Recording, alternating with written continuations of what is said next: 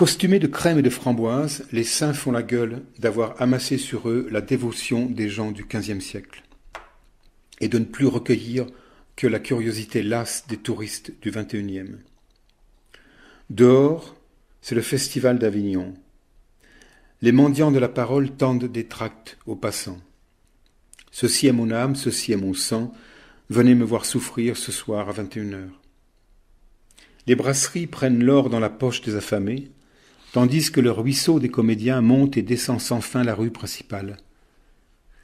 Âme qui bricole un paradis d'enfants. Les affiches inondent les murs. Dieu dort à même le pavé, c'est un grand acteur, le seul qui ne joue pas. Avec la fatigue, avec la chaleur et les cris, le ruisseau devient fleuve, océan d'âmes qui fuient l'ordre du monde et battent les falaises du palais des papes. Au fond d'une place déserte, où personne ou presque ne s'aventure, une porte, noire de soleil, l'entrée d'un musée. C'est là que je le découvre, au milieu des ressuscités dont il a la garde.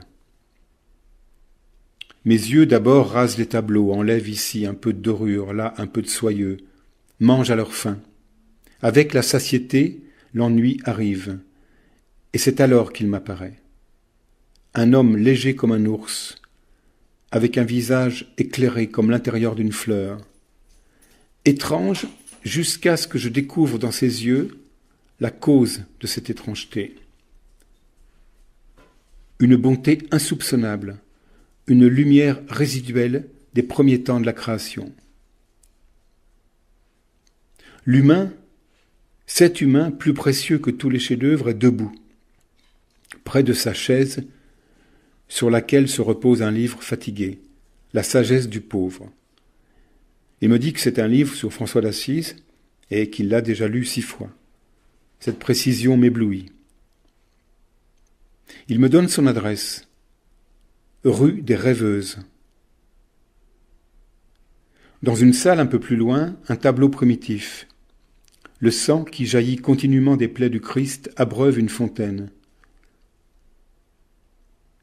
Et ce sang nourricier, chaud, noir groseille, coule pour le bénéfice de nos âmes anémiées.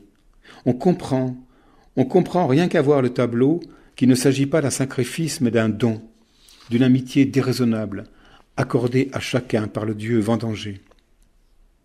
Puis je quitte le musée, je reviens aux petites âmes criardes des rues, et je cherche la bonté sur les visages. Vous connaissez quelque chose d'autre qui mérite d'être vu? La bonté, c'est une esmeralda qui danse dans les yeux. Elle n'est pas si rare. Elle est juste cachée par les saints officiels.